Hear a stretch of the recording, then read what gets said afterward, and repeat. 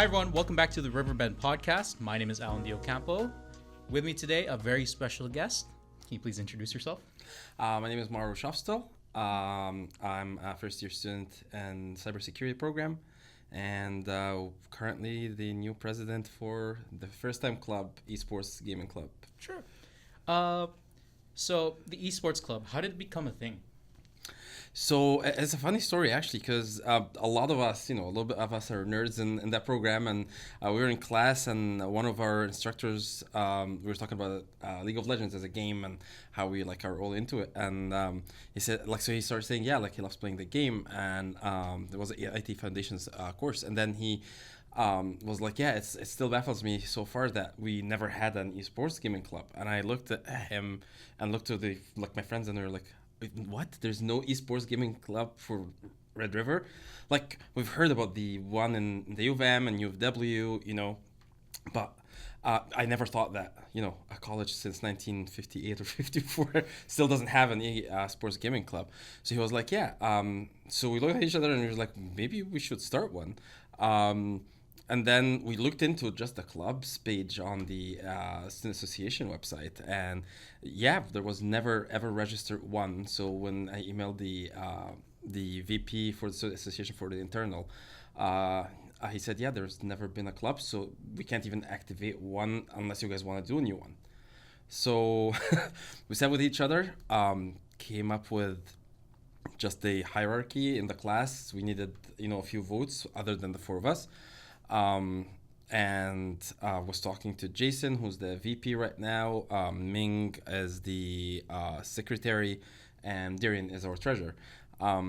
And we just did literally a draft of the names, and anyone who else was interested. And we just got the votes of the 20 people in our class, and we had enough people. We sent in the application, and we got approved. Was there a payment to starting a new club here at the school? No, not at all. Oh. No, you just need to go through the regulations and rules on the website, follow them, have a draft of what your vision and objective for the club is, how it's going to benefit the students, especially if it's it's not an academic club, right? So we did that, and there's no money at all included in it. Yeah. How long was the process? It took us exactly 2 weeks from the day that we started. We had everything ready prior to even him responding. When he had the meeting with us for the introduction, he was like, you guys had everything actually ready. Usually you have to send emails back and forth. But we looked into everything and just had it done. I would say exactly 2 weeks for us to just come up with the events and the next plans. That took us a couple more weeks. So but let's say about 4 weeks to just have everything ready. Yeah. In the past, I do remember that the Notre Dame campus had the den where people can play video games and stuff like that. Yeah. I thought that was a club originally. Yeah. I didn't know that we didn't have a club already before. Yeah. But I guess that was just a space. It is, because we went actually there when we talked with the the SAVP internal, Emmanuel, and we went there to kind of also gauge what we can do there. Because one of the things that he asked is are you guys going to be just focused on the EDC, or are you going to do it? And I was like, it is for the Red River College, whether it be here or there. So we went and found the space. It's really amazing. It has a lot of things in it, from Xbox to ping pong tables to you can do a lot of things there. So we're definitely planning to work on both sides. Yeah. Okay. Here at EDC, which place would you guys be setting up at? So our first event for the orientation is actually coming this Friday, the 20th. It's going to be from 5 to 7, and we are taking the P107 room, the big orientation one where they have the orientation for everyone. That's going to be our main for the kind of smaller events for watch-alongs, because that's one of our plans too for big events like Worlds at League and stuff like that. We're thinking of the round one in the new building, because it has the 4 projectors, so everyone can actually enjoy the experience. Yeah. The round one on the first floor? Or second? The second floor. Second floor? Yeah. How many people have joined the club ever since it started? So from that day, in our class, we had around 15 out of the 20 that were interested and joined right away. But right now we're actually at 68. Both Notre Dame and... We haven't even done Notre Dame yet. Oh, yes, we haven't done the event orientation in Notre Dame yet. Oh. This is just from the day off. We were shocked about the amount of people that came and said, we went to the club day that like was organized here, and they were all like not, I don't want to say like anything, like, but they were looking for that specific, you know, type of club, and they couldn't find anyone. So when they heard about it, they just we had people stand there for like the whole 3 hours that we were there, just talking and like enjoying, like knowing what we're gonna do next. So right now there's 68, and that's not including the 4 executive members. Are you guys doing an event at Notre Dame campus to like grab even more people to the club? Yes, that's the plan. Is we're gonna do also like an initiation like the one we did here in the atrium. We're probably gonna do it also close to the den in the area, because people who likes playing video games are gonna be there. We are planning to do it probably in the next 2 or 3 weeks. We haven't decided the date exactly yet. I just want to do the orientation here first. Gauge also how many people are still interested in the plans we have next. Okay. And then I'm guessing in Notre Dame campus, the main spot will be at the den. Probably yes, because it's very easy. The den or the cave. Also, the cave is very well set up too, and they have a stage and like a projector. So we looked at all that stuff and trying to just gauge what equipment we can install to help with the events. But yeah. If I remember from the den too, it's like pretty like, it's like a square, like a rectangle. It literally is. Yeah. So if you have more than like 10 people in there, it might be a bit of a squeeze in that room. Exactly. And because if there's the tables and stuff, and I'm not sure that we're allowed to move, especially like the pool tables and the ping pong and all that stuff. So that's why we also looked into the cave, because it's much bigger for watch alongs. If we were ever to do something in the NDC, not just here, we can definitely host a lot of people there. So the club does focus on esports, but are there like specific games that it focuses on? So we're focusing right now on the big names, right? So things that we've also gauged from just the interactions with people on the initiation day. So a lot of people are interested for sure in League of Legends. We've actually got asked, are we going to have an official like an esports team for League? And I was like, it is in the plan, because why not? Like, we have already, as I said, the U of M and U of W, they're competing not just nationally and even like across North America too. So I don't see why we don't have one for RRC. Dota 2, CS, we got a lot of people also asking about CS. So we're trying to, part of the orientation is actually we're going to do a survey to see what games are most people interested in. And these are the ones that we're going to start with little tournaments, like just for fun tournaments, and then do the competitive part. But for right now, I would say for sure is League of Legends, Dota 2, and CS. It's always the MOBA, fighting games, shooting games, big three. Yeah. What are your responsibilities as club president for the club? That's a good question. So as the club president and the VP, both me and Jason, we're responsible for coming up with the plans and events. Working on any of the administrative part,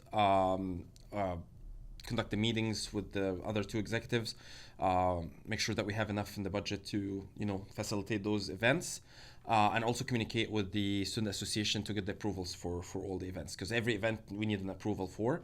So that's part of like coming up with the plan, submitting the forms, and getting them approved, and then working on the like the whole part of integrating people into the event itself. So that's a part that the president usually is following. And then the other part is managing how many people are in because we have the Discord server, but also people can register through the SA Association Club. So the association website, and so that's the other part that we need to manage to see how many members we have and how many are we expanding through and the games, because that's another part that we will be adding to. So for the watch parties, it's pretty simple for just gathering a lot of people. But when it comes to like the actual games and stuff like that too, how are you guys going to be like providing, like, are you guys providing the like all the game stuff? So for the orientation, we are planning to do 2 types of events. So the first one for the gaming parts is in person. And those we are providing some of the equipment, yes. So we're providing a Switch, for example, for orientation, and a Steam Deck. We'll have both set up for stuff like Mario Party, Mario Kart, and I always forget the other one, the fighting one in Mario. I forgot. Smash Bros. Thank you. I'm not a huge player of it, but that's one for sure that everyone was interested in. As for Steam, we have games like Tekken that people have asked about for fighting, so we have that there. So we're providing that. We're providing the controllers, but we also told the members on the Discord server, if you prefer, because some people prefer to bring their own joysticks, for example. But for the most part, yes. The other part for the events or the tournaments for the playing games that is online, everyone, and that's why also we're focusing on games that are free for all, because we don't want to exclude people who can't or don't want to buy certain games or pay the money for it. So those we're going to be setting them up online, so we can set up a full tournament on League or Dota or CS, and then we're planning also to have them streamed on Twitch. We have a few people that were interested in casting, so we're also planning to have that. We just haven't done the interviews yet for the casting part, but yeah, that's how we're planning to do it. Oh, that's nice. I thought that was my other question. I thought when you guys were talking about these FPS games, like fighting games and stuff like that too, I thought it'd all be in person. Yeah, I totally forgot about the online aspect of the game. Yeah, exactly. And this is we can provide certain equipment, right? Like the Switch, you can bring in, even the PS, we have our own equipment. We're limited with certain budget, right? So we can't go out and buy big PCs, big PCs and stuff. It would be cool. Yeah. But so that's why in person it will be limited to certain consoles that we can provide our own, for people to play through. But otherwise, the beauty of internet now, everyone has internet at their home, so you can actually join any of the tournaments. And also the other part of, even if you're not interested to play, we don't want people to feel excluded if you're interested to even watch the game. That's why we're thinking about the streaming as well. Is there any funding coming to the club? Not yet. We're thinking on a few things. We have the set budget for every term. It's not huge, unfortunately, but we understand also that's the resources that the student association could provide. Yeah. But we're definitely looking into funding for certain things, certain aspects. We haven't just finalized the plan for that yet, especially we're just starting. Yeah. It's not a for-profit club. Nothing goes in the hands of the executives. Everything, even that would to be sold to raise money for events and stuff like that, it goes right away into the student association account, and then we get to just spend it into the events and stuff. I'm guessing the budget has to get approved by the student association and then gets back to you. Yeah, so we have to come up with it and how we're planning to spend it, what's the amount and all that stuff, and then we submit it to the SAVP internal, and if they approve it, then we're good. Have there been any challenges when starting the club? That's a very good question. Yeah. I think that the main challenge is just the little logistics with certain things. The one thing I would say is probably the booking of the venue at the ADC, because it's definitely not as big as the NDC. And rooms are limited with classes and all that stuff. It seems like the booking takes the longest. I think it took them about 2 weeks to get back to us confirming we have the room booked. So I say this is probably the biggest challenge. The second one is definitely the funding part. We want to do more, and we have a really big vision for the club. So the funding is probably harder right now. There's some things that's coming out of us executives' pockets, but that's because we are passionate about it. But we want to also, our program is only 2 years, right? So we want the club to continue growing and not just stop after we leave. So we want to make sure that we have it set up good for whoever takes over from us. Yeah, that's the main problem. Not a problem, but most of the courses are 2 years. Yeah. You always have to get a new management right after each year. Yeah. Yeah. Have to set up upcoming. And this is actually was in the plan when we talked to the the VP internal about it, is that our plan is by closer to our like last term, our plan is to take in volunteers who wants to be the executives for the clubs from the newer years, like the people that just registered, into new programs, or still have like at least a year left after us, to take over, get them ready and set up, and because we want to keep the process, we don't want the club to go inactive. It's something big, and it's something that in this day you can't really not find people that wants to play video games. You mentioned how the club will be participating in local tournaments. You want that to happen in the future. What's it called? How will the club ensure like everyone is allowed and feels included? That's an amazing question, because this is one of the things that we've talked about. Believe it or not, even though we have our own studies and stuff, every one of the executive members have been very active on the Discord server. We are tending to, even if we find two people who wants, ask about certain game, we've created certain rooms for those games for people to just be able to meet, even if we can't make a tournament for it because we only have 3 or 4 people in it, right? We still don't want anyone to feel excluded. So we're creating rooms where people can connect even with each other and be able to play under the umbrella, enjoy it, and get more involved.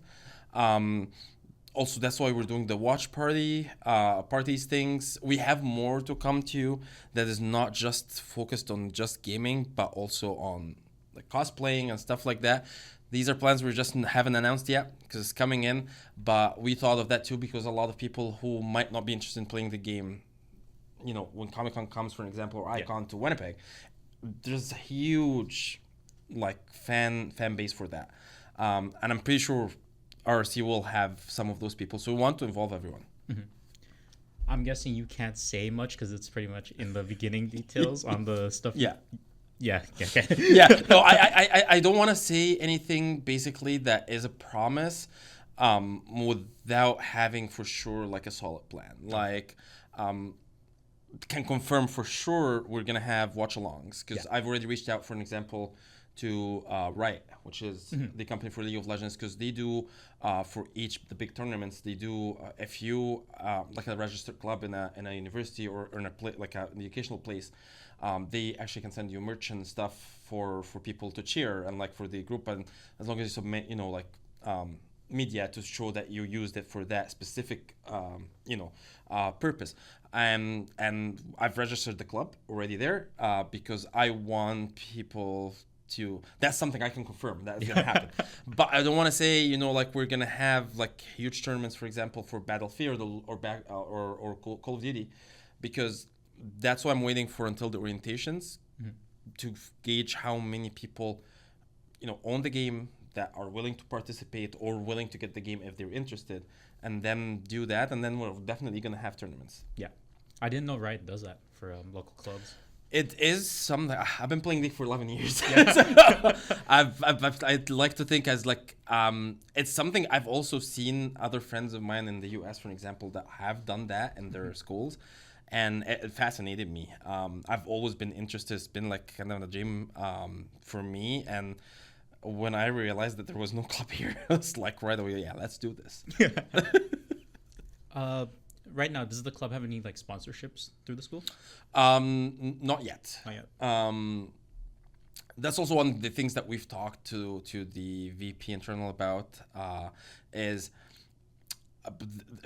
I guess would be one of the challenges, because you've asked about that. I just forgot about it. Is it seems for example, when you look at the U of M Esports team, it is said that it's the U of M sports team. Mm-hmm. For RRC, it seems like the college itself is trying to distance itself from the clubs that is not academic. So, for example, we're not allowed to use RRC Esports Gaming Club because that's what the name came with, because we were representing RRC, which was kind of a little bit baffling for us, because for us we're but we are students of RRC, we're not doing that. So in order to get a sponsorship, it would be weird if you're not involved in it. We've asked about if we can get sponsorships from vendors who would like to come to some of our events and put the products or sell them. or for marketing and advertising? And we were told yes, as long as the funding also that they would provide for sponsorship would not be, again, has to go to the SA. Yeah. Which we're fine with that. As I said, again, the club is not for profit. It's basically for people and for all students to enjoy.